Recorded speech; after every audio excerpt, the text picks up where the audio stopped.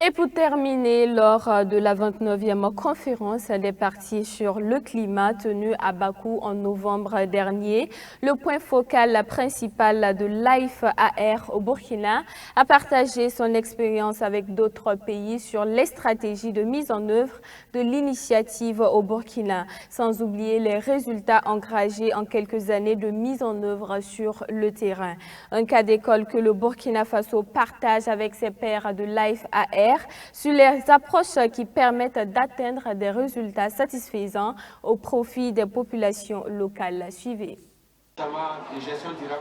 L'expérience du Burkina Faso en matière de stratégie de lutte contre les changements climatiques partagée avec d'autres pays lors de la 29e conférence des partis sur le climat tenue en Azerbaïdjan.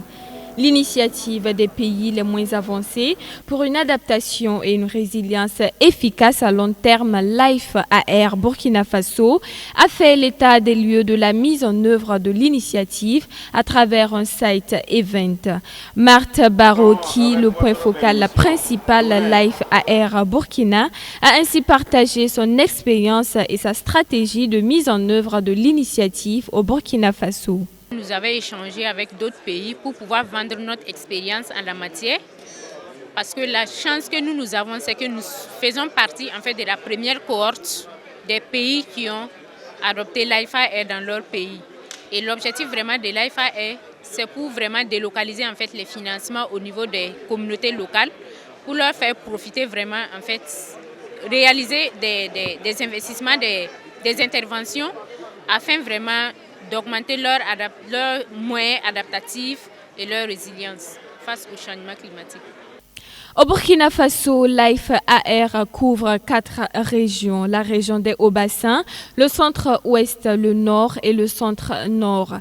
Dans toutes ces régions, un dispositif organisationnel a été mis en place par le point focal Life AR dans le but d'étaler sa stratégie de lutte et d'adaptation face aux effets néfastes des changements climatiques. Actuellement, nous avons mis en œuvre les organes chargés du pilotage de l'initiative, qui sont pratiquement le secrétariat technique, le groupe technique de travail, qui est vraiment le bras technique en fait, de tout le système. On a également le comité directeur qui est le comité de pilotage, et nous avons aussi le cadre de concertation qui est le comité national changement climatique. En plus de cela, nous avons les équipes techniques locales au niveau de chaque commune, voilà, qui organisent vraiment le travail au niveau local. En participant à la COP29, c'est un bilan satisfaisant que tire le point focal principal de Life AR au regard des signatures de certaines conventions et des promesses qui ont été faites. On a eu un premier budget pour pouvoir mener à bien en fait, ces activités-là. Et en plus de ça, pour les investissements, on a eu 1 million de livres sterling. Nous avons la signature de la convention est bouclée avec l'UICN.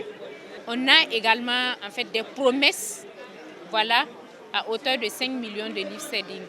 Cette rencontre de Bakou a ainsi été une belle opportunité pour Marthe Barrault et son équipe de créer des occasions de réseautage avec d'autres partenaires avec pour objectif d'élargir l'assiette des financements afin de contribuer efficacement à l'atteinte des objectifs de Life AR au Burkina Faso.